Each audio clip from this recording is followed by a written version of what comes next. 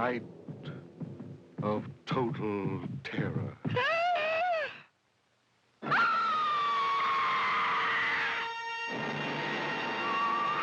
Zombies have always been a popular monster in fiction. Ever since George Romero popularized the zombie in the 1968 film Night of the Living Dead, it has risen in pop culture to the idea of a reanimated corpse. Except for revenants. And ghouls. And Janshi.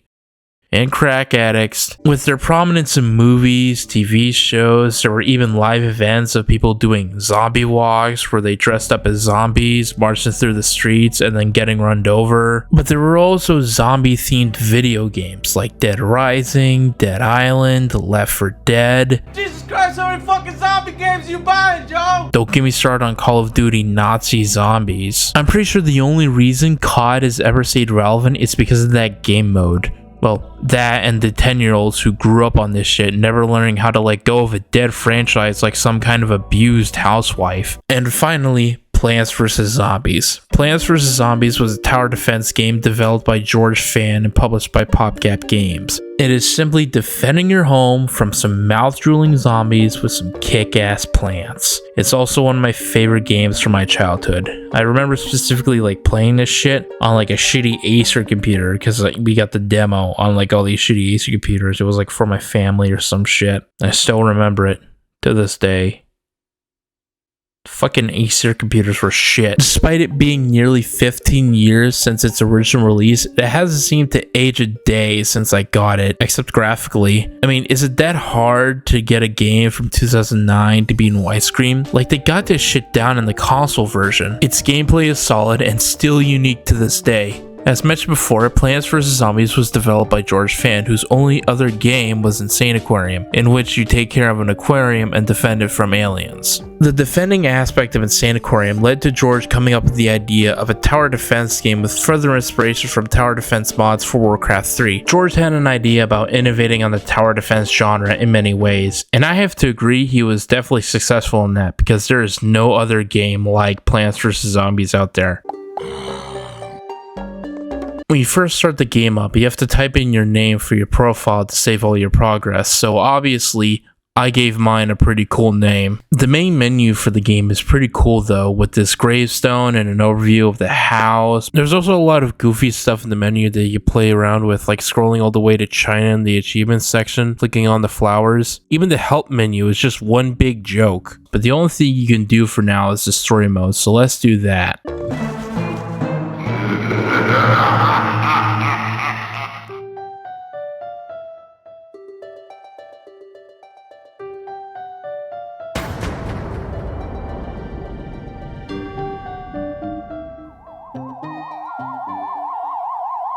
The first world of adventure mode takes place in your front yard and zombies are coming over to eat your brains. That's it, that's the synopsis. But I don't think you need me to figure out most of this shit out given how easy they laid on you. The first level explains the basic mechanics of placing plants, gaining sun, and defending your home from zombies all within one row. Your first plant is a pea shooter that shoots peas, and your first encounter is with a basic zombie crossing the row. The game starts out like this because George Fan didn't want to start a game just by throwing the player in there, but he didn't want to handhold you throughout. He equates a tutorial menu in a game as if killing and unaliving yourself because of how boring they are. It's why in the first few levels, it can feel a lot more handholdy than anything else in the game. But with how the game is structured, it's easy to figure out each plant and zombie's abilities.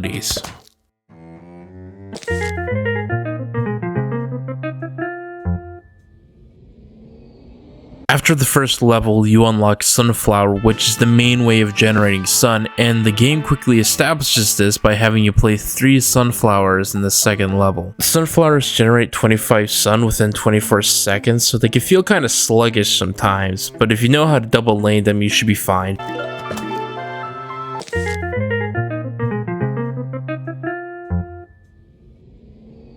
After beating the second level, you unlock the Cherry Bomb, the first insta-kill plan in the game. Being able to blow up zombies in a 3x3 area, and its only downside is its above average cost and its long cooldown. Nothing really special about it, but it can help deal with hordes of zombies or if one of your lanes is unprepared for a huge wave. Along with Cherry Bomb, level 3 introduces the Conehead Zombie, who has a cone on his head that doubles his health size, so make sure to plant one more pea shooter on each lane. After that, you're introduced to the Walnut, and the lawn is complete now with total 5 roles to deal with each zombie in. And I feel like this structure is exactly why Plants vs. Zombies stands out from all the tower defense games. Most tower defense games have you place towers around a pathway that enemies walk across, with the simple goal of preventing them from reaching the exit. You know, your balloons, tower defense, your kingdom rushes, that kind of shit. In Plants vs. Zombies, everything is grid-based. It has you place towers in the lanes the enemies are heading towards, creating more risk and agency. This changes the gameplay and introduces many new concepts and ideas for towers and enemies, like the Walnut for example, which is a tower designed to act like a wall against the zombies. Later on, they'll add more concepts and mechanics to the maps, like water, elevation, and bullshit. But compared to other tower defense games at the time, it really stands out. Hell, most casuals playing this shit wouldn't even know what a tower defense is. I will be honest and say that I barely use Walnut because of the recharge, and it really messes up my symmetry with the build I was working on. It really fucked with my feng shui, so you really don't have much time in these early levels to build up a big, beautiful wall across your border. Beating the 4th level will give you the shovel, and now the game shows its use of removing plants in this quick tutorial with Crazy Dave. It then uses that tutorial as a transition to the concept of minigames, and specifically here, a simple game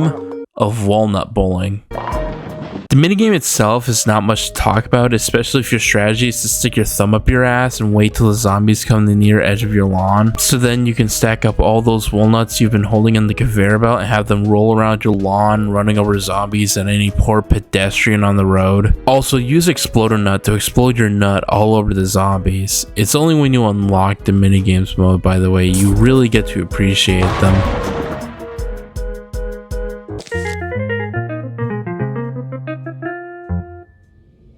After beating the minigame, you unlock the potato mine, which is the best plant in the entire game, and it's for the simple fact that it can stand there and wait for some zombie to step on it, and the zombie dies instantly. This may seem weak given the fact that its recharge is slow and it takes a while for the mine to activate, but this stalls the zombies, which will allow you to set up some double sun power of rows so you can build your ultimate plant setup. By the way, there's this whole debate going around whether you should put your pea shooters behind or forward your sunflowers, with the justification with those who put their shooters in the behind being that it prioritizes the shooter and that the sunflowers can be used as cannon fodder to stall time so that the shooter can take the zombies out. Why the sunflowers in front of the pea shooters, actually? Because you move the pea shooters farther back so they can shoot more bullets. Now, I don't know much about strategy in war, but I don't think it's a good idea to put your women and children up in the front lines. Have some dignity, for God's sakes. We're not ISIS. Along with Potato Mine, we have to deal with the pole vaulting zombie that can jump over plants so it can counter your defensive plants like Walnut, but planting anything in front of the pole vaulter will make him look like a dumbass. It's the only time he'll accept human shields in the front lines. You understand that? The only time. After that, you unlock Snow Pea, which can slow down the zombie's walk speed, which makes it able to take out cone heads and pole vaulters on its own. However, it costs 175 sun, almost double the price of a pea shooter, which is very expensive, unless you have double sun lanes. After that, you unlock the Chomper, which can eat zombies, but it has a cooldown between each zombie eaten, so it's dog shit and I'm never going to use it. It's introduced here as a counter to the Buckethead zombie, which has more health than a Conehead, but it usually takes 3 pea shooters to take him out, or at least 1 Snow Pea and 1 pea shooter. After that, you unlock the last plant for day, which is Repeater, which shoots 2 peas at once. However, it's double the price of a pea shooter, so you just throw away pea shooter now. By this rate, you should be able to build a powerful setup to grind down zombies, like it's the Battle of Normandy, except none of the Allied soldiers make it.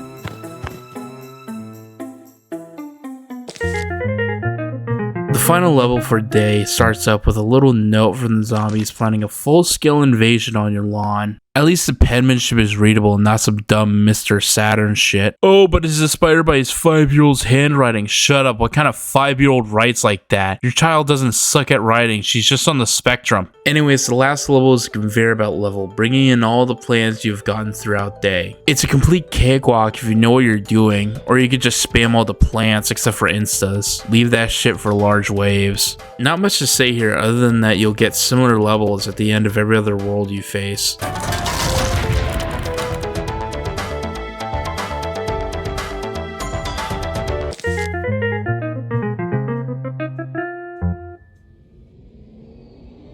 Night is the second world and my favorite world in the game. It has my favorite track, my favorite mechanic, and my favorite zombie in the game. But I'll talk more about that later. Just know that graves are going to show up and that you won't be able to produce any more sun, which is why the new plant Puffshroom costs absolutely nothing and can take out one zombie on its own. I recommend getting 2 Puffshrooms on each lane since the battle between 1 Puffshroom and 1 zombie is very close. It has a short range as well, so don't expect to use just Puffshrooms for the entirety of the level. They act as a plant to stall zombies so you can build a strong sun production. The first level of Night introduces the newspaper zombie, who uses his newspaper as a shield.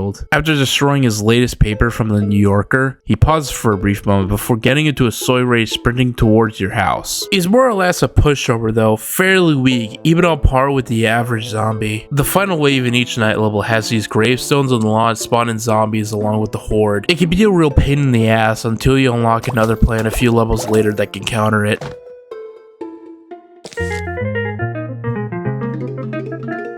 After your first Night level, you unlock the Sunshroom, which is half the sunflower's cost, but it starts out very small and only generates 15 sun. Luckily, it's a grower, not a shower, and will eventually grow into a full size, generating a normal 25 sun, just like an average sunflower. It's definitely a cheaper alternative that's useful in the long run since you can rack up these shrooms very quickly early on. The next plant you unlock is the Fume Shroom, who does an AoE attack that passes through the zombies.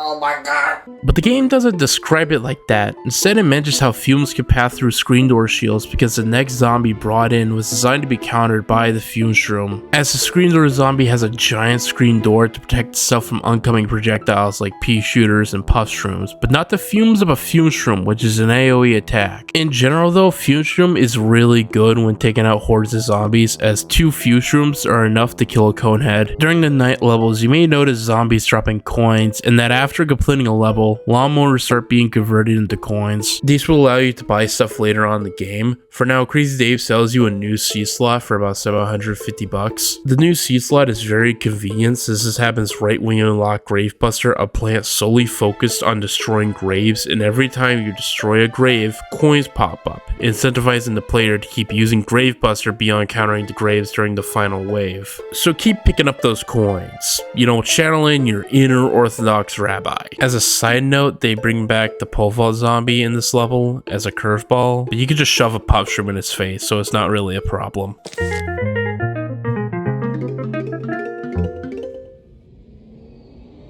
Beating this level will allow you to access the almanac, where you can read everything you want to know about the plants and zombies. They even added little flavor text for each plant and zombie entry. How can a single plant grow and shoot so many peas so quickly? Hard work, commitment, and a healthy, well-balanced breakfast of sunlight and high-fiber carbon dioxide make it all possible. Yeah, and you're still getting sidelined. Maybe if you actually hit the gym like Repeater does, you could actually get some bitches instead of collecting dust to my deck. Also, Walnuts describes zombies eating them like it's a relaxing massage, so every time it looks worried or sad, it's not.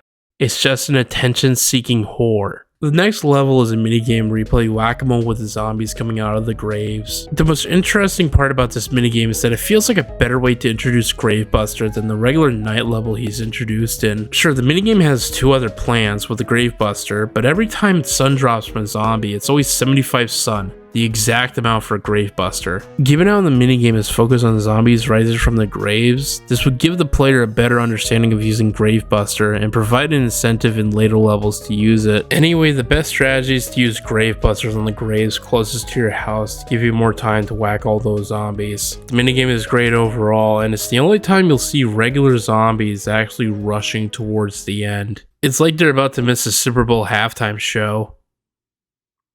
I was gonna make a joke about the Super Bowl, but I couldn't really think of anything. Fuck it, look up Janet Jackson and Justin Timberlake into YouTube and watch whatever comes up. Speaking of the Super Bowl, the football zombie is the enemy encountered in the 6th level who has a larger health pool than any Buckethead, but is fast as a pole vaulter, making him a dominating threat. However, you can counter this with many insta-kills, or for this level, simply use the Hypnoshroom that you unlocked from the minigame. They definitely lean towards you using the Hypnoshroom, which you think would have the ability to make zombies think they're Ariana Grande, but really it just turns zombies to your side so you get to see them eat each other.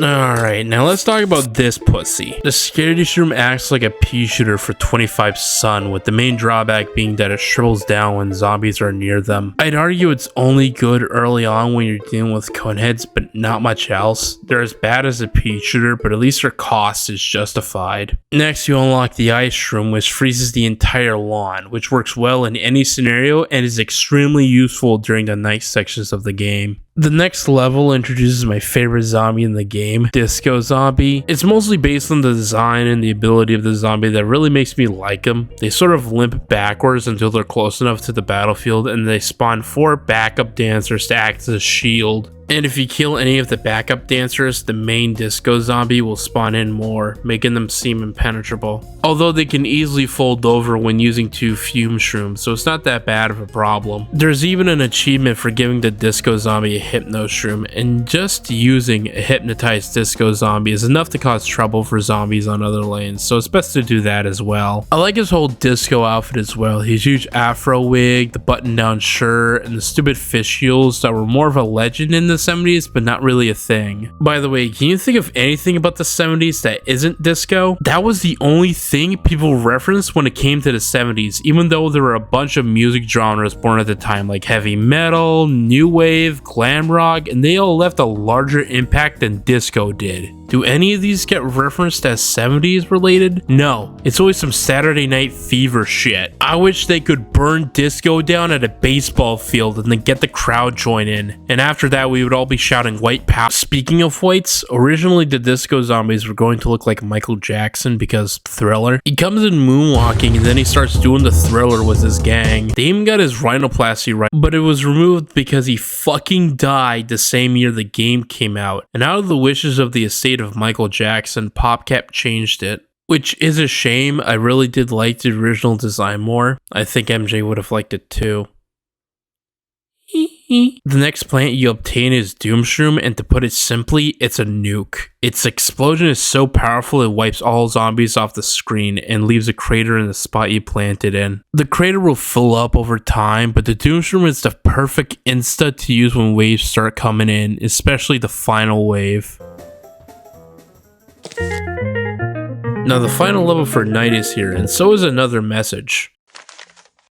Oh boy, ice cream. I hope they bring pizza as well. Pizza's very yummy. The final level is the same conveyor belt level as the one in day, but instead you're using all the night plants you've collected. Save most instas for the very end, then just Doomshroom the shit out of the final wave. It'll make Little Boy and Fat Man look like poppets in comparison.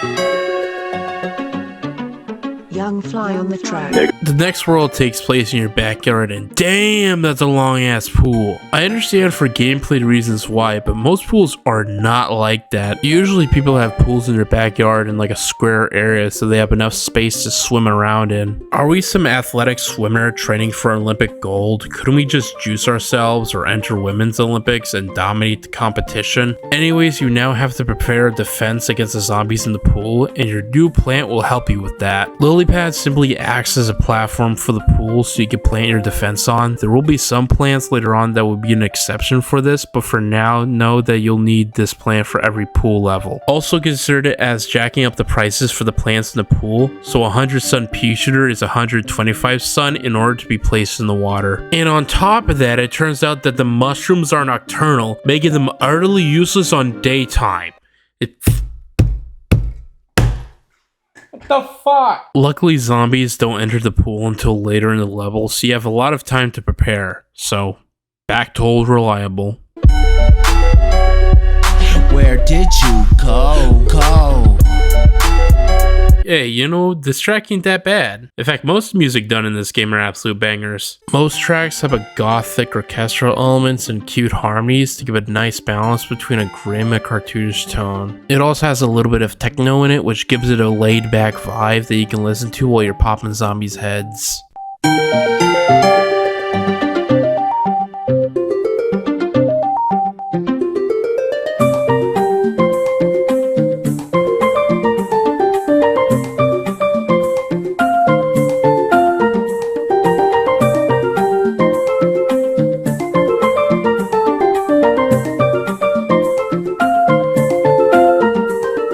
They also use adaptive music for levels where it changes the tune when a wave is coming or if there's enough zombies on the screen. It's also why the night track Moongrains is my favorite track in the game, as the wave theme for it has this little like jazz big band kind of thing going on instead of the techno, and I love it for that.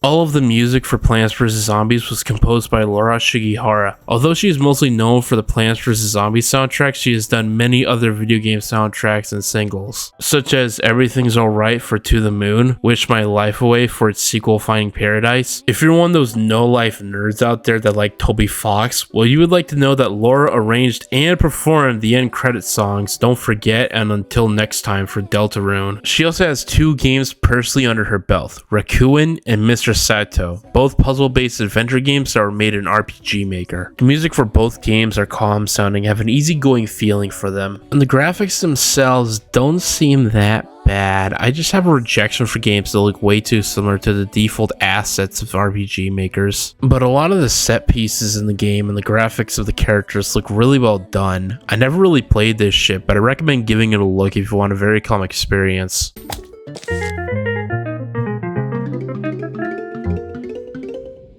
After the first level, you unlock Squash, which acts similar to the potato mine, except minus the startup and the sunk cost of 50. Squash has any zombies in front or behind it, making it very useful if you want to insta a specific zombie, kill a large horde that are all too busy eating out a walnut, or if you want to give a pole vaulter a fuck you. I should also mention that when a final wave hits, zombies start rising out of the pool, making them a real bitch to deal with, especially when they pop out in front of your plants with a bucket head. Even in adventure mode, it's still willing to surprise you with some bullshit like that. Next, you unlock the 3-peater, which is a pea shooter that shoots 1 pea in 3 lanes. It's a nice plant to have if you want to place in the 2 to 5 lanes, since you really get the most usage out of it by having a way to defend your pool without putting any plants in the pool. But the usage on the 1st and 6th lane makes it weaker since there's no lane for them to shoot under or above, so you'll just have 2 shooting in their respective lanes, while the last one jacks off in the corner. It also has a very high price, which makes sense since shooting 3 Ps would make it triple the price, but its gimmick of splitting each lane gives it an extra 25 sunk cost. Not really good if I could just plant repeaters in every lane. It doesn't help counter the next zombie either. The snorkel zombie is a low health zombie with its specialty being that it can swim underwater, making it able to dodge most attacks unless it comes out to eat your plants. Just place down some walnuts in the front and you should be fine.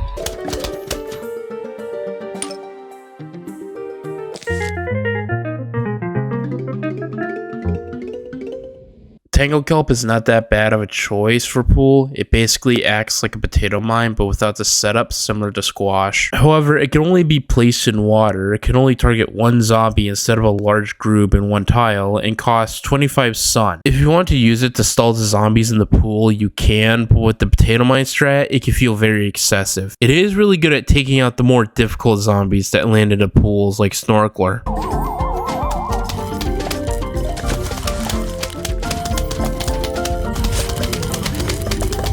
I do like how in the 4th level they try and throw all these hordes at you, and a snow pea and a repeater will clean them out like it's nothing. After beating the level, you unlock Crazy Dave's car keys, which allows you to access a shop called Crazy Dave's Twitty Dinkies. I've been holding on talking about Crazy Dave until a shop because it's the most notable thing about him in the game. He owns a shop where you'll be spending all your hard-earned coins there. The other is how he acts as a way to introduce the other mechanics in the game, like the shovel, minigames, the garden in which he'll sell you more shit for, and other game modes. Its design is based on David Rural, a co-worker of George when they both worked at PopCap, as they both have similar outfits and a small beard. However, Rule's got more like a goatee going on compared to Dave's handsome bush of a beard. Dave also has a pot on his head to show he's a pro against the zombie horde. But Dave in general is just crazy. He scares people by jumping out of the fog at night, plays whack-a-mole with squirrels, and sometimes he'll just eat shit lying on the ground. The only thing not crazy about him is the fact that he sells you the first seed slots for a low price and some pooling equipment for only $1,000. He doesn't even have any crazy conspiracy theories about the world either, other than zombies are here to eat our brains. Like, what's his take on the HOA restrictions passed? What are his thoughts about the housing shortages? Does he know anyone that was at my island? The next minigame is a fight against tiny versions of zombies with a conveyor belt. It does start out difficult, but stall them with walnuts and slant down some cherry bombs and it becomes easy.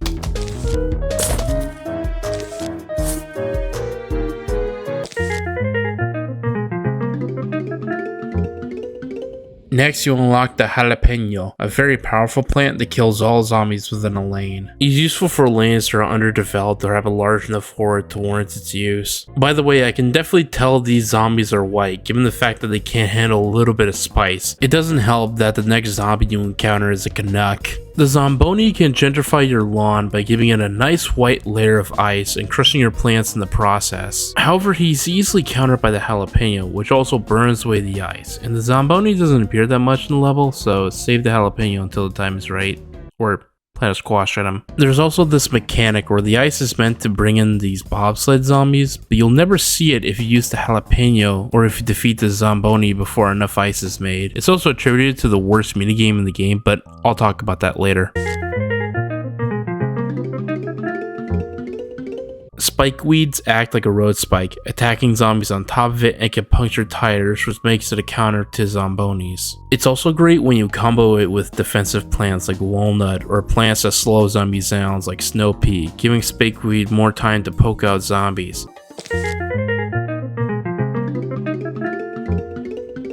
Torchwood is just an endgame plant they decided to put in here. It doubles the damage of a regular pea and turns ice peas into regular peas, making them a shit combo to use. You really get to appreciate the sort of damage Torchwood can amplify in like certain minigames or survival. Besides, Torchwood doesn't help counter the next zombie they introduce. The Dolphin Rider zombie is just an aquatic version of the pole vaulter zombie, only that it goes faster, but it can easily be countered by like a Tangle Kelp or shoving a lily pad in its face. Not really much to say there, just you'll tell they're there when you fucking hear the sound. Fucking Buzzo in the background cackling.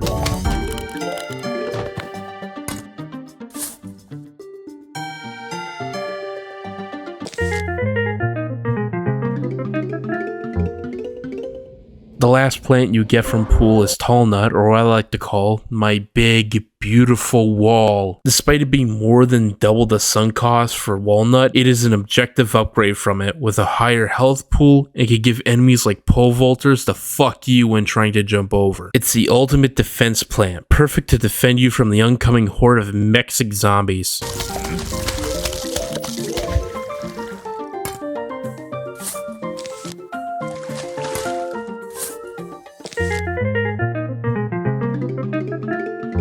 Alright, now another onslaught of zombies are coming. Oh, a poo party, huh? Well, guess what? pool's closed. Just like before, another conveyor belt level that's a culmination of pool. It does let me show you how effective 3-peater and Torchwood are though.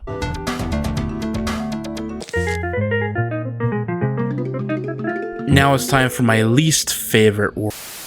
The fog is coming. The fog is coming. The fog is coming. The fog is coming. The fog is coming. The fog is coming. The fog is coming. The fog is coming. The fog is coming. The fog is coming. The fog is coming. The fog is coming. The fog is coming. The fog. I fucking hate fog. The fog is my least favorite, not because you can't see of half of what you're doing, but because of the plants you get and the zombies you encounter that really busts my balls. It really grinds my gears, you know? It feels like it's edging me with what they introduce here.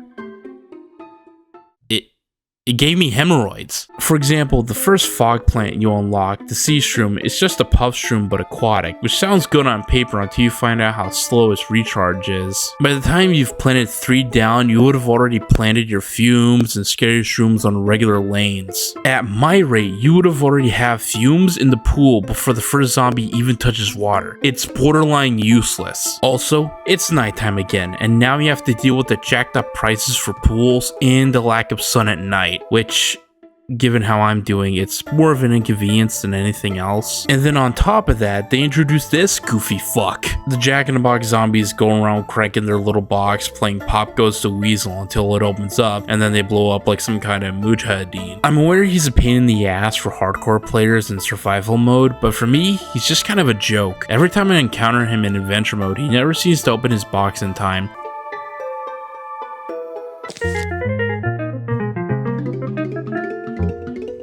The next plant unlocked is the Plantern, which acts as a lantern illuminating the fog in a 5x7 area. At first I thought it was only in a 3x3 area given its weird light aura around it, which is why I thought it was shit. The only problem with Plantern is that there's going to be a superior gigaplant that's better at dealing with the fog later on. Just place 2 down at the opposite ends of the pool and it'll clear out all of the fog. You know, I don't play many tower defense games, but I do have 2 pet peeves with them. The first being that they just evolve into a numbers game where you fight off bullet sponges with ridiculously large health pools. And the second is stealth enemies, ones that require a specific tower or a certain upgrade for a tower to attack them and take them out. I don't mind facing enemies that go faster, have higher health and armor, or birth triplets, but having an enemy designed to be taken out by one specific tower is incredibly ridiculous and generally the worst idea to come out of any tower defense game.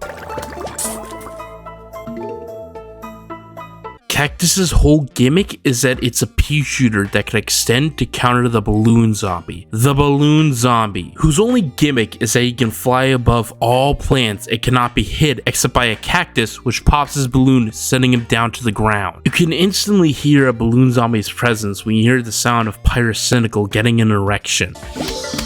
Also, he'll instantly die in water, so there's that. He can fly, but can't swim. Cactus is absolutely dog shit, and after this level, you unlock another plant, Clover, who does Cactus' job better and clears the fog at a lower cost. If they added another purpose for Cactus beyond countering one zombie, I wouldn't be so harsh about it. Maybe have it do more damage or have it pop tires like Spikeweed. Something. Literally anything. If you remove Balloon Zombie from this game, Cactus would be completely useless, especially for a plant that's 125 sun around a world where there's not going to be much sun to be generated in. I like the design though, it's all spiky with a little flower on top, it's cute. But yeah, Cactus is trash.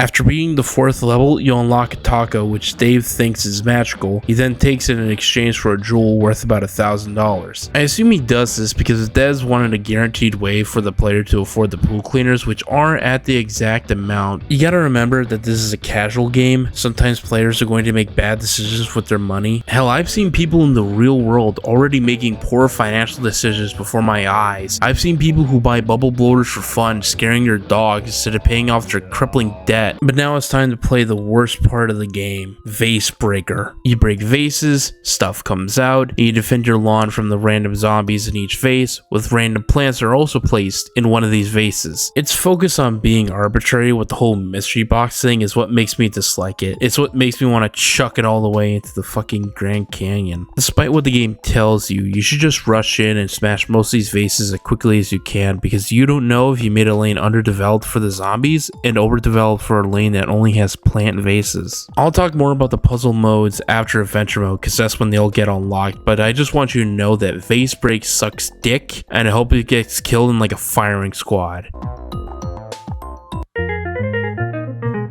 After beating the Vase Breaker level, you unlock Split P. Split P is a regular pea shooter in the front and a repeater in the back, costing about 125 sun. Early concepts of Split P portrayed the repeater as a conjoined twin. In some concept arts, they gave him this ventriloquist-looking suit like he's Slappy or something. Despite that pointless, morbid fact, it is specifically designed to counter the miner zombie who digs underground, goes behind your lines, and tries to ass rape your entire setup. Luckily, the miner zombie is very weak and jumps out stunned, giving Split P enough time to take it out. You can also use it against pole vaulters and dolphin riders so that they get their ass blasted by the repeater side of the Split P, so at least I can say that Split P is better than Cactus.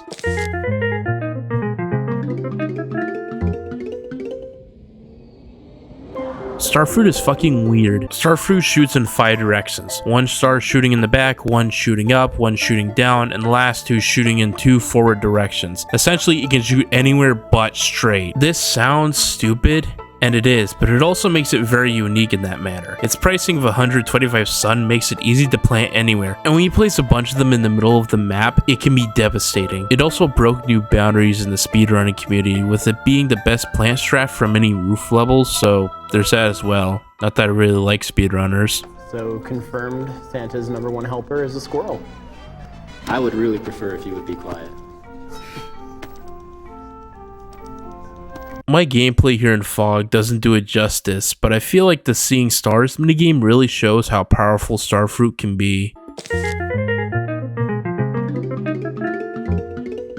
Pumpkin is the most versatile defensive plant in the entire game. Pumpkin can be placed onto any plant, essentially acting as a shield for it. The toughness for it is only similar to a walnut, but its versatility makes the 125 sun cost worth it. Pumpkins can also work as additional toughness to other defensive plants, or make it safer to place plants out in the front lines, like with Planturn or Starfruit. Really great plan overall, but just won't help us counter the next zombie coming up. The next level introduces the Pogo Zombie, some hipster looking twat that decided to go into battle using a pogo to jump over every single plant that it sees. If only there was a way to counter it.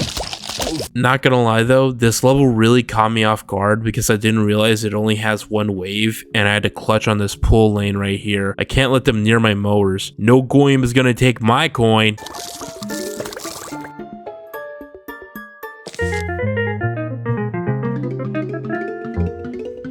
The last plant you unlock in Fog is the Magnet Shroom, which takes away any metal object from a zombie. This includes buckets, pogos, football helmets, the nose rings off of chicks that are fucking ugly when they have them on, and more that I didn't bother to mention. It works as an excellent counter to many difficult zombies you'll fight against, a top tier plant without a doubt.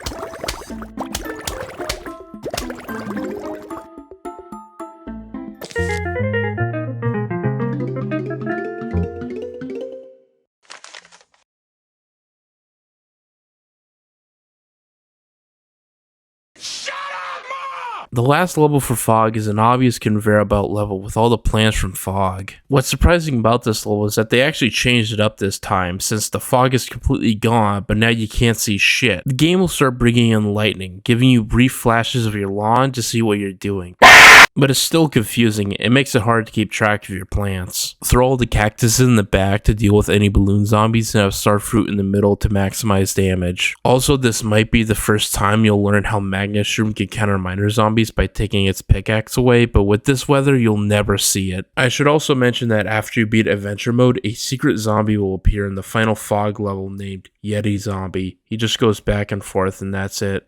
Also, if you kill him, he drops jewels. And also he's a master yodeler.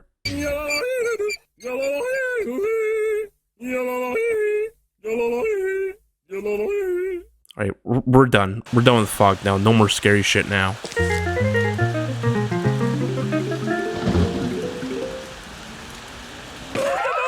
Roof is the last world in adventure mode, and these zombies do not know when to quit. In all seriousness, I always liked that aspect of PVZ. The zombies are always trying to come up with some new plan to enter your house. They always try to go around your defenses instead of sending some tankish brute or having a simple war of attrition. Sure, they always end up with some gimmicky like shit like balloons, pogos, but it's better gameplay wise. Now, Roof is a step up in difficulty compared to the other worlds. For starters, the roof has elevated tiles that make it impossible for plants like pea shooter or starfruit to shoot at zombies, with the exception being any tile above the 5th row. So most of the time you're going to be using this cabbage pole which flings cabbage overhead. With this sunk cost of 100, you may just assume this is the roof's equivalent of a pea shooter, but cabbage pole is a lot more useful than just dealing with the roof's gimmick. It can attack above screen door zombies' defenses and can attack snorkel zombies without them needing to pop out of the water. The other gimmick for roof are these bungee zombies that will appear at the final wave to drop in zombies in any lane, causing more chaos. It doesn't help that bungee zombies are also an enemy that can take away any plant targeted. You have a small brief of time to try and kill it, but it has medium health, so you'd be better off just replacing the plant after the bungee bastard takes it away. If you do get to kill him, it feels satisfying. It feels like trolling an Indian scammer who wastes his life stealing money from good honest people, and now you get to see him scream bloody murder through his thick accent when you fuck with him.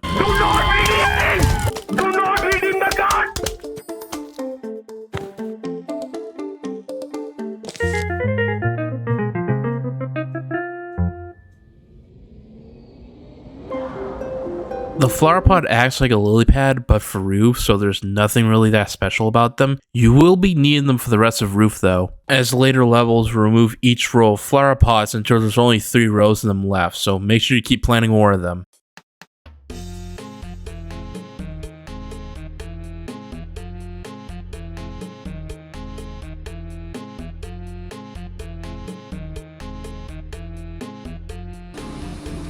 Right, don't put too much weight on it, right? Where the fuck am I meant to put my weight? Wait, I can't put my weight in the roof, it's dead fun, I can't hold on to it. What am I meant to do with it? Oh, you don't be holding for 5 minutes, you fucking wank stain. Even though it only costs 100 sun, I always underestimated Colonel Poe. Its whole appeal is that despite its lackluster damage, it has a rare chance to smack a stick of butter onto zombies' heads, dealing a large amount of damage and leaving them stunned for a few seconds. A little known fact about Colonel Poe is that the butter sound was recorded by having Shiggy throw actual sticks of butter at George's face. Like, that's not me hyperbolizing or setting up a joke or anything, that actually happened. One of the most realistic sounds we have in the game is the butter hitting the zombie's head. When I was working on Foley for that, I started thinking like, oh, you know, I feel like throwing butter into oatmeal would work. And it just didn't sound real, you know, it just sounded more like oatmeal. So I asked George, the designer of the game, if I could throw butter at his head. So he took off his hat and I recorded him with his head next to the microphone just throwing butter at his head over and over again for like 10 minutes or something. Versus, of course you did. So, and it sounded great. It sounded like a real butter hitting your head sound. So when you hear that in game, you can say, oh, that's authentic. That's not library butter hitting head sound. That's like real Foley. Besides, butter isn't that effective as a weapon in the real world unless you understand how slippery that shit is. It'll make you fall on your ass within seconds. I remember this one video of this chick slathering butter on the bathroom floor so that when her boyfriend comes out of the shower, he would slip and fall. And he did. Then what looks like a door or a panel or something nearly falls on top of him, and while he's there moaning in pain, the bitch just chucks the tub the butter came from just to put salt in the wound. If that happened to me, let me tell you, she wouldn't be getting anything for Valentine's Day. All that she'd be getting is a broken heart and a black eye. I'm saying I beat the shit out of her. The next level introduces a new zombie called the Ladder Zombie, this piece of shit home improvement guy. Do you hate how pole vaulters and dolphin zombies speed their way through and breach your defenses? Do you hate screen door zombies for their strong defenses and protection from straightforward projectiles like frozen peas? Then you'll fucking hate the Ladder Zombie. Beyond the simple idea of having faster speed, medium health, and a similar mechanic like screen door zombie has, when a Ladder Zombie encounters any defensive plant, which includes plants like like pumpkins, he'll place a ladder above the defensive plant and just walk right over it. Not only that, any zombie that comes across the ladder placed on the defensive plant will walk on the ladder and over the plant as well. So he's a real douche to deal with, unless you had a magnet shroom which can take away his ladder. However, it's daytime, so you technically can't use him right now, so just throw instas at him instead. I do like his design though, especially the little detail with his pencil going through his head instead of over his ears like most construction workers do. It's a good example of the game's charm and overall style. The visuals for the game are heavily illustrated to show you a large amount of detail and create a balance that's grim and macabre, but still cute and cartoony. The zombies are still decaying corpses with loose hairs, wizard clothing, and popping their heads off will show off their red insides and some bone. But it's still overall goofy looking with their blank stare and open jaw. They even have a chance to have their tongues flap out. Now obviously it's not trying to push the envelope and give you nightmares or anything, but it still creates a creepy design with some cartoony details to make it memorable. They're also very readable when it comes to their designs. Most zombies wear colors of reds, dark blues, and browns, and are depicted with bulging white eyes with small black pupils to make them pop out with their goofy look. Most plants have their designs very colorful and readable so that at a glance you can understand what they do, like with Hypnoshroom or Snowpea. The plants also have the more cutesy look, with most having button eyes or a smile. If it's neither of these, it's because they're trying their best to look like the coolest plant and be put in your seed slots immediately. The artwork and designs for Plants vs Zombies was done by Rich Werner, who started as an artist for a card game called Imagination. After that, he mostly did background art for some random games until working with PopCap around 2005. There he worked on Bejeweled 2 and Peggle as a background artist before working on Plants vs Zombies. Before Rich, George had to do the graphics for the game all by himself, and obviously they looked like shit. But Rich's illustrations definitely helped create the vision George was going for. They would eventually work together again on another game called Octageddon, but nowadays he's been doing commissions from time to time, usually people wanting themselves drawn into Plants vs Zombie style, but he does some freelance work. I remember that someone tried to reboot the Imagination again with the Kickstarter campaign, but I'm not sure if it got anywhere. By the way, did you know this Imagination, or whatever the fuck it is, actually got a Game Boy Color game and a cartoon show? And what the fuck is that ugly ass rhino? I'm all eating meats. It ain't gonna do shit. It's not even that intimidating. That horn makes it goofy. It makes Pokemon look like kaiju in comparison. I don't care how many times you shout out his name. Ugger to the dream plane! It looks like a bootleg Neopet. Get that shit out of my face.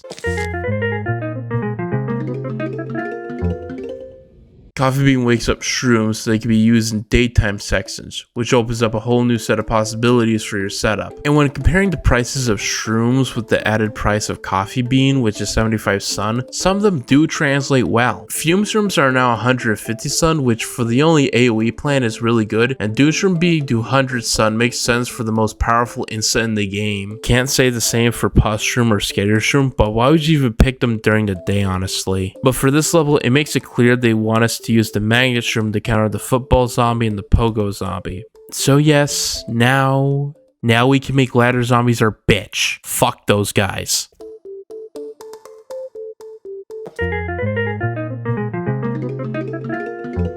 After beating the level, you gain a water can, which introduces you to the Zen Garden.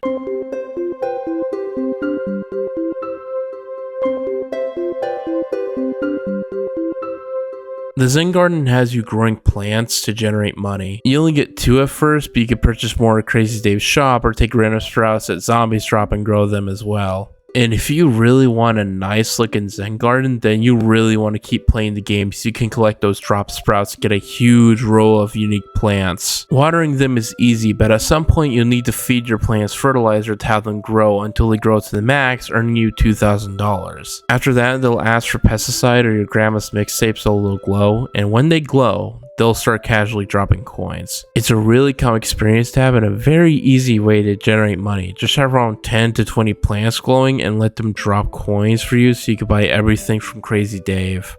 I'm sure you'll make enough to get his feet pics. Speaking of Crazy Dave, he also sells certain garden spaces at his shop for aquatic and shroom plants. He also has a space for the Tree of Wisdom, which when given its unique fertilizer will give you tips and secrets throughout the game, like codes to give zombies mustaches or sunglasses, or how you can tell a level will have gravestones in it if you see gravestones in the background where all the zombies are. I only noticed that detail when looking over my footage, and seeing that was a really nice detail even though all night levels have gravestones happens to them. The next level has you playing a minigame with these bungee zombies dropping in regular zombies constantly, similar to how they would be in the final waves of Roof. But the hardest part in this minigame isn't the bungee zombies, it's the fact that you're just placing down chompers the entire time. The conveyor belt does bring in pumpkins to solve zombies and cherry bombs when you feel bored and want to end the minigame quicker, but overall it's bad. So bad that they didn't even bother to put it in the minigames mode.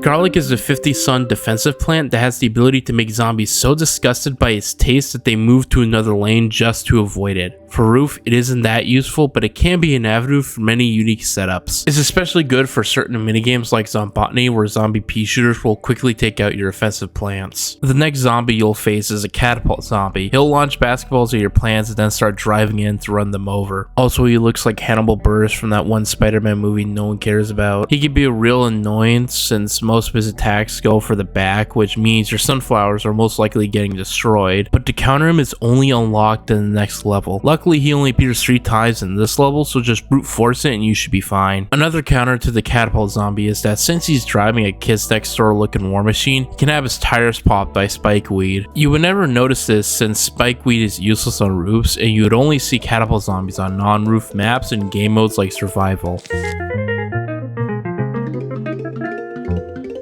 Umbrella Leaf is a 100 sun plant that is the real counter to catapult zombies. They essentially act as an umbrella to cover your plants in a 3x3 area, protecting them from catapult attacks and telling bungee zombies to go fuck themselves. It's best to use them in the back rows to protect any plants from catapults, or in the front lines to get rid of any zombies jumping in during the final wave. Marigold is a flower that drops gold and silver coins. They're your top guys, no explanation needed, don't write them in your 1040. However, we're gonna need more than financial banking to take out this guy. The Gargantuars are the top dogs in Plants vs Zombies, an absolute beast on the battlefield, yet despite that, they still can't get a girlfriend. Which, on a side note, I don't know how the fuck he doesn't have a girlfriend. The guy is nothing but muscle and is taller than most men. Don't let the dad bod trend fool you. Girls want a guy who could powerlift their car out of a ditch before powerlifting her pussy. How could he not get a girlfriend? Well, now that I think about it, it's probably because he's balding. By the way, for all the men in my audience, you might want to check your hair right now. The Gargantuar is an extremely tanky zombie that can launch out any plant it faces, and when it gets hit with enough damage or is hit with an insta, he'll launch out his imp halfway across the map just to fuck with your back rows. So be ready to load out 2 instas on him since it's the best way to take him out right now, or deal enough damage and then hit him with an insta. Like, I really got lucky here and was able to take him out with only 1 insta here.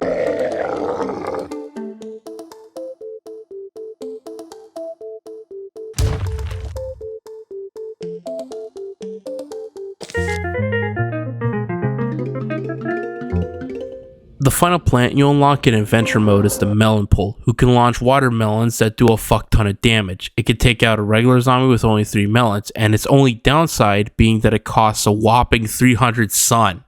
But with double sun power, it's not that bad. And since I don't really have any more zombies to introduce, I'll just start talking about the Imp in detail now. The Imp is a fairly weak zombie that has the same, if not lower health than a basic zombie, and it has a crazy memorable screen when it gets thrown.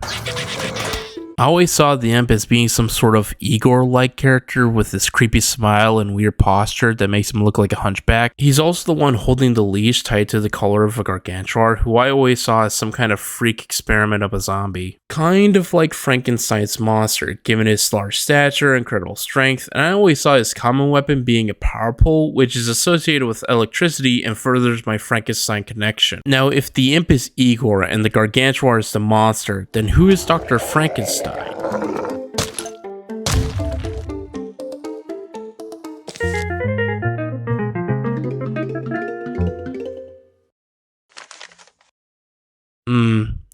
Yes, looking at this note, we can see that we pissed off the wrong doctor, as you can see by the transparency and cursive penmanship shown in his writing. It's nighttime and there's no zombies coming. Crazy Dave comes in to warn the player about the final boss and how to defeat him, but before he does...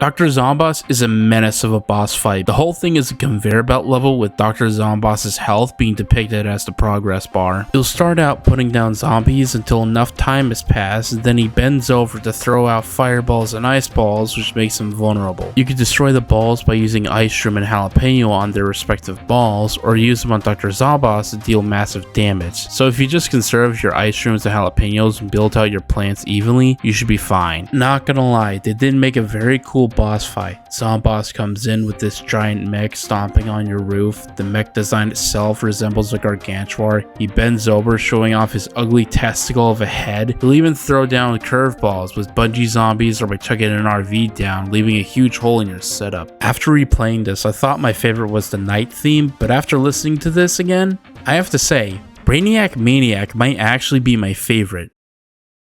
Yeah, I'm changing my mind mid-review. Shut up and listen to this shit.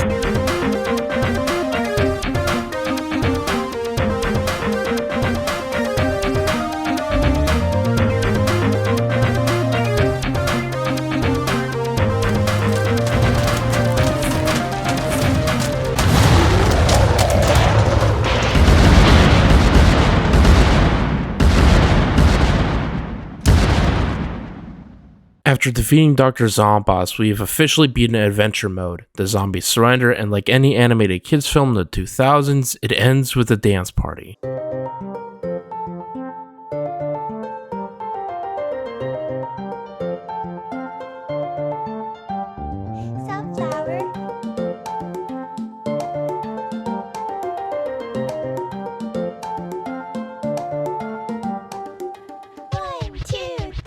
This music video is the most memorable part of this game, since this is your reward for beating story mode. The song itself, Zombies on Your Lawn, is a very catchy song, and it's thanks to Shige's performance and instruments. I like some of the visual gags they had in the music video, like the microphone just flew onto stage like it fell from the sky, and the fog machine being used in the pool at night. They got Zomboss's mech dancing to the beat, and Crazy Dave is alive! Hallelujah! There's a God after all.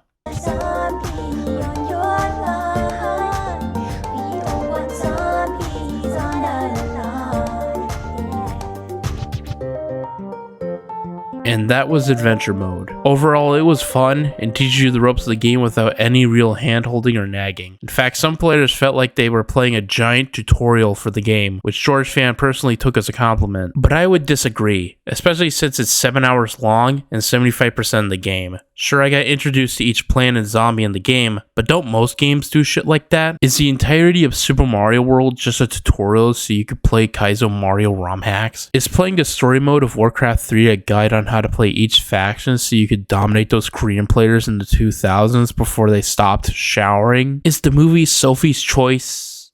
I'm gonna stop myself. The Jewish people are already getting a bad rep online, okay? Everything else coming out is not helping. Just because some have a stranglehold on our politicians doesn't mean we should be cruel to the rest of them. I mean, think of all the famous Jewish people you'll be attacking. Albert Einstein, Adam Sandler, Niels Bohr, Harlan Ellison. Dear Mr. Johnson, I am 5'5".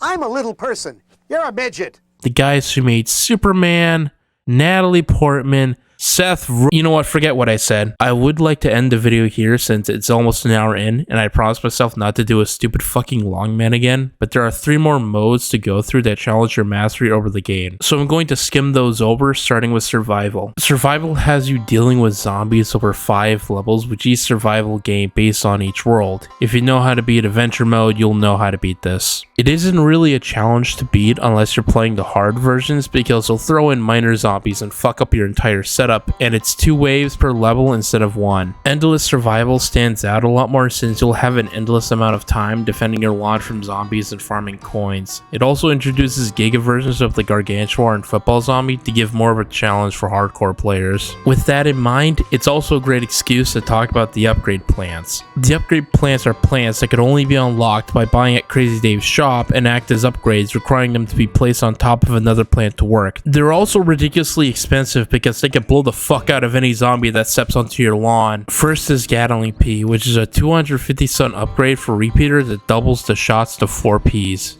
This synergizes with Torchwood extremely well and can mow down hordes of zombies with ease. Twin Sunflower is a 150 sun upgrade for Sunflower that can generate double the sun power. This is best used for plants with a very high cost like Melon Pult and the upgrades. And sometimes it can feel like overkill, and especially if you're like double rowing with sunflowers. It can feel like you're just breaking the bank with sun. You're gonna fucking use the solar power to not just build your lawn defense, you're gonna fucking cancel the electricity bill. You got your own fucking generator out there. Gloom Shroom is the 150 sun upgrade to Fume Shroom. It takes out zombies within its 3x3 area. It's best use this plant with pumpkin and pretend it's an offensive walnut, or have it work with garlic and create some bizarre death trap of fuming zombies throughout an adjacent lane. Also, it looks like it's seen God.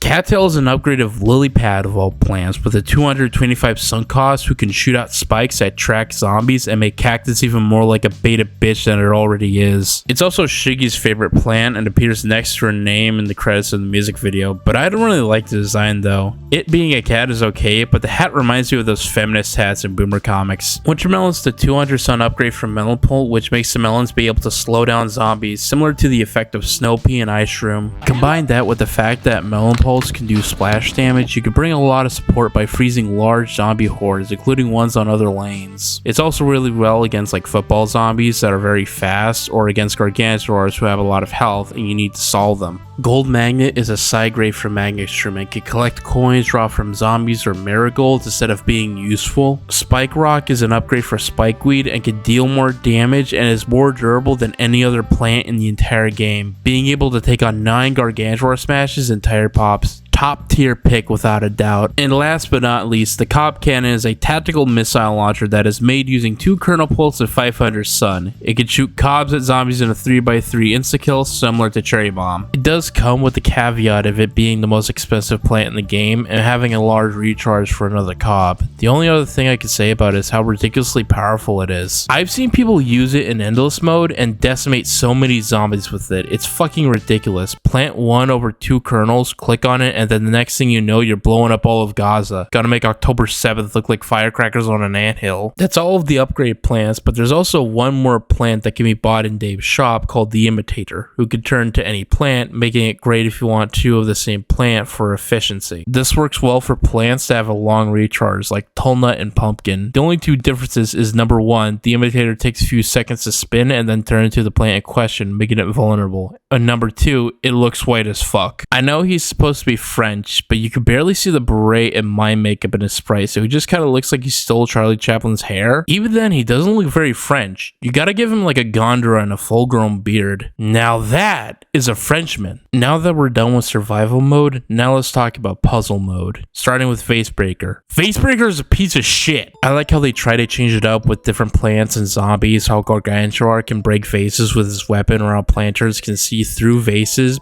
but I don't care. Whack them all and cope with the chaos you released. It's better than waiting it out and planning a strategy for something that can't be predicted. As for the other puzzle mode, iZombie, it's absolutely, without a doubt, my favorite part of this game. iZombie is about you placing zombies down to break through the defenses of cardboard cutout plants. It makes you think about each zombie and their abilities and how to use them to bypass defenses to eat those hypothetical brains. Or maybe they're real brains. The game never specifies. I can see this puzzle having a lot more potential than Facebreaker, especially if they include different worlds like pool or roof. Really interesting idea. I wish they expanded upon it more. The last mode to mention is the minigames mode, which has you pick from a selection of unique minigames to play. Each one different from the last, ranging from what if zombies were invisible to just Bejeweled. I feel like not doing every single one because of how long and tedious it would take, and I feel like I'm bloating this video up already, so I'm going to focus only on my top 5 best and worst instead.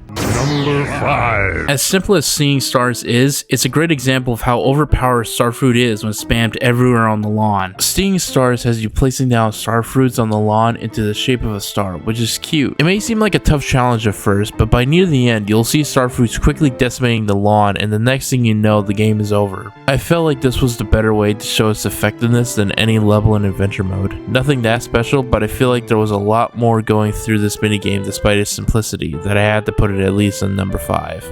Number 4. You have to realize that Portal was everywhere in the late 2000s, so it's not surprising when PVZ has you think with portals as well. Portal combat has you dealing with these 2 portals that teleport around the lawn and send projectiles across different lanes. This makes you switch up your strategy a bit, but it's not that difficult except for when football zombies show up. It's a very simple minigame that's slightly more creative than most other minigames on this list, so for that, it's on number 4. Number 3. Do you like Bejeweled? No? Well, fuck you, it's good. And so is this minigame. Bejeweled has you playing a game of Bejeweled with zombies coming over to destroy your lawn. Luckily, each match generates sun, and with that sun, you can respawn plants that have been eaten, reset the lawn setup to find easier matches, and the rest are upgrades for each plant. It's a lot more well done, and having been based on another PopCap IP is either great advertising, or George wanted his managers to look over his back during development and start soy-facing. Number 2. Zombotany is very unique in that it takes your knowledge of plants and zombies together to create a unique minigame where you need to defend your home from this fusion of plants and zombies. For example, the pea shooter zombie can shoot at your plants from afar, making it difficult to build your sun early on, and you have to play more defensively. Or for Zombotany 2, you have the jalapeno zombie, which can annihilate any plants in a single lane if it gets close to it, sort of like a Jack-in-Box zombie, but like 10 times as worse. And because of that, I'm only going to put Zombotany 2 as the number 2 on this list because of the larger enemy variety, but both minigames are still a fan favorite. It also had its own track that was never used, but it kicks ass, so listen to it.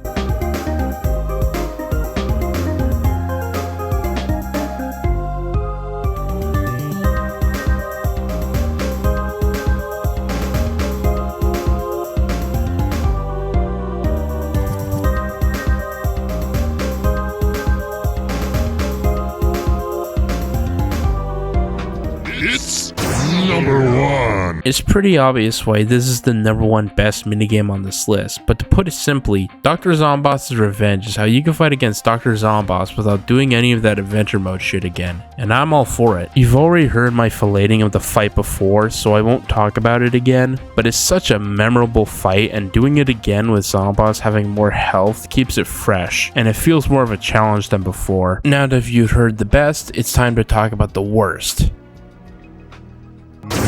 Hey guys, it's me, Trog here. I'm just gonna let you know now that I didn't have time to do the top 5 worst, and even then, most of it is because they're very like one-note stuff. It's like, what if all zombies were like one specific zombie, or like having the game play at 2 times speed or some dumb thing like that. So I'm just gonna show them on screen right here. Alright, back to the video. Do you guys remember Screw Attack? Remember their top 10s and old death battle videos, you know, before they were bought out by Rooster Teeth and left Stutter and Craig to do nothing but content slop for the rest of his life? But the reality is that this guy has said more N-words than I've ever heard in my entire life. After beating all other game modes and getting all the trophies, the game finally awards you with the Golden Sunflower Trophy, and now you can glance on top of your achievements tab knowing that you have truly beaten Plants vs. Zombies. Maybe you should try Adventure Mode again, have Crazy Dave pick 3 plants for you, build the ultimate Zen Garden you always wanted, and then finally, go to Zombitar, create your perfect Muslim caricature, and pretend you're Bush ready for the War on Terror.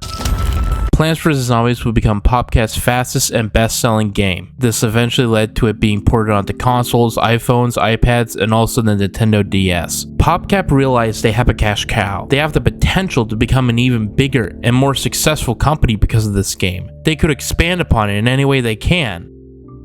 Then they sold it to EA. When EA acquired PopCap, they were planning to make a sequel to Plants vs. Zombies, which George was a big fan of, but the higher-ups had the idea of freemium shit, and then George got laid off. Like with most companies EA buy out, they rip the skin from the body and use it to masquerade as another company to trick unsuspecting buyers or to dodge taxes. I'm only mentioning this now because of how much the franchise has had its ups and downs. I've heard that PVZ 2 is actually a good game despite its eternal sin of being freemium. You know, ads, pay-to-win bullshit. The pay-to-win stuff make more sense when you realize how popular it was in China. Like, they had an exclusive version of PVZ that had you fighting zombies on the Great Wall of China. There's even a playground in China that was PVZ themed, but there won't be any children left in China to play on it. PVZ will go on to make more spin-offs, and then another sequel that no one cares about. I remember seeing so many people posting videos about the bleak future of Plants vs. Zombies, and there are so many of them that someone decided to do an entire tier list on them. And in all honesty,